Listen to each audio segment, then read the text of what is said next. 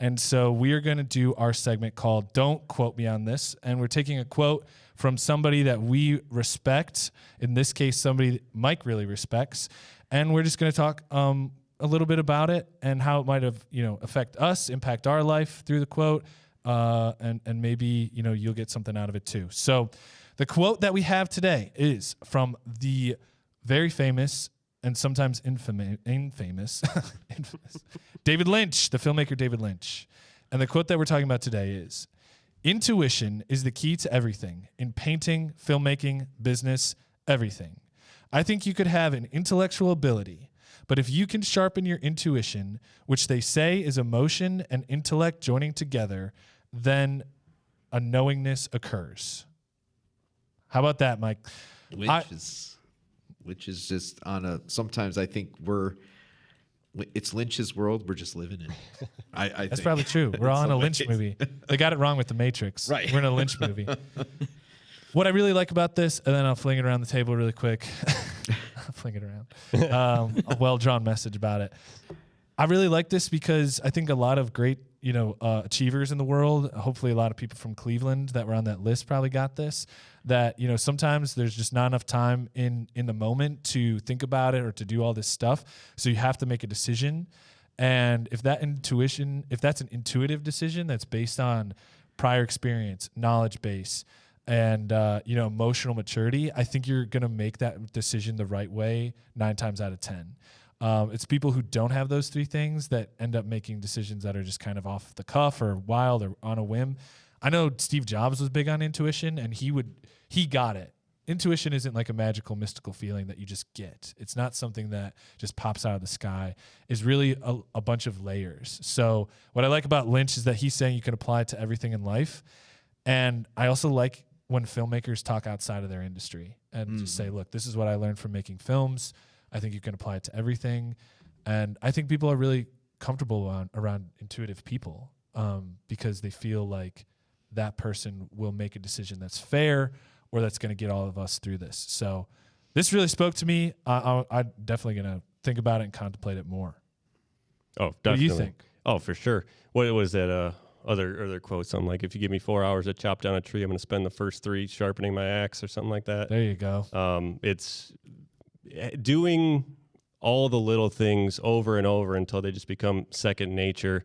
And you've already seen the crap-filled bottles of vodka flying into the ocean on the pterodactyls, but you're going to know what to do when you come across that situation.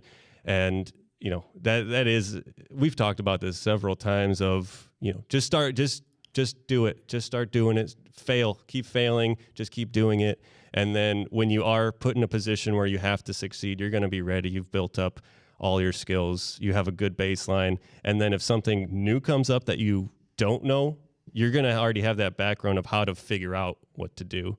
Yeah. So having that intuition of, overcoming those odds. Yeah. And I think, where in regards to some of my own experiences when first trying to get into this business, for any of the film students out here or any of the film students listening, there are times when you're maybe not going to get that big job that you're hoping to get, or maybe the film that's coming into town, maybe you don't get a position on it. I took one of those experiences where I didn't get a job, and I just called up some friends and we started making something, and we eventually, it turned into a documentary, that got to play festivals, and everything. So I always look at it like this, like taking certain rejections, and there might be a lot of rejections, down the line, but if you just keep creating, keep working towards the goal of being a filmmaker, I think that is something that you can take away from those, like making positives out of rejections. This is a story whenever I tell to classes, like I really badly wanted to work on the Avengers, and I interviewed with my now boss who who didn't hire me. Getting in there, gonna blow it up from the inside. Yeah. Got it. Good, smart. But and that was like it was really disappointing just because it was like kind of in your face every day. Like every day you turn on the news, it was like, well, the Avengers did this today. I was like, ugh. But it was one of those things where I started to kind of get very introspective and just say like, okay, like what can I be doing better? So I reached out to him, and thankfully he replied to my email, and he said like, you didn't interview that great. You weren't that confident. And then also there were, your resume was a little kind of out of whack. So I took that time period in between some of the big films that came here and just, really started to like get work on as many things as possible. And then I switched up the resume.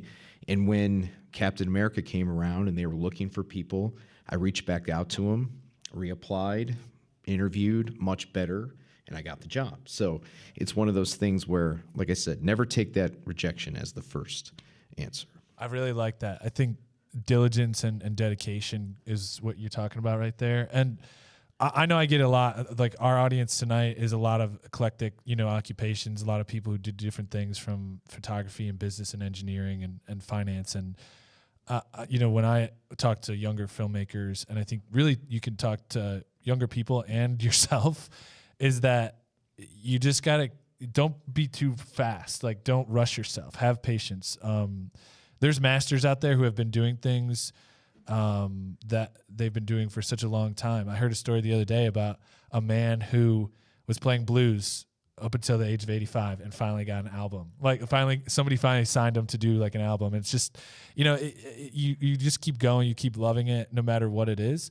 But that discipline is just going to be layers of experience. For sure.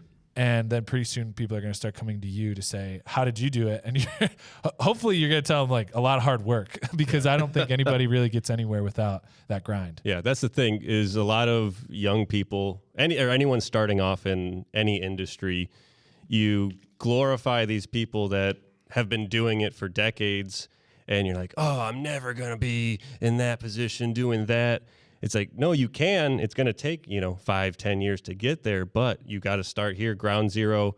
Hard work is going to outwork any talent anyone has naturally. So if you're showing up every day, learning a little bit every day, taking one step, like what is the other one? Every 1,000-mile journey starts with a single step. So you need those steps. You're not going to get to the finish line right off the bat. So take your hits but keep going. And one other thing, just to tie it back into this quote about intuition, I think you will start to realize, oh, I can't handle this situation. And that's when you know you've got something. That's when you know you've reached a new plateau of what you're doing. When people come to you with a question and you know the answer and you can just take care of it right there. That's what I think this quote is about. No matter what you're doing, he says it. It's emotion and it's an intellect. And so you got to have the mind and you got to have the heart. And so you got to respond with, you got to be calm. So that's going to you got to go through a lot of crappy experiences before you can be calm about something when it's in your face. And then you got to have the brain power and the knowledge base to react to it accordingly. So yeah, I'm going to print this one out. This is my first tattoo right here. This is my first tattoo. The whole thing. Right on the chest, right on the ribs. No, you could do one like right here. And eventually we are going to get better at pitching movies. Yeah, that'll happen, It's a learning experience for us.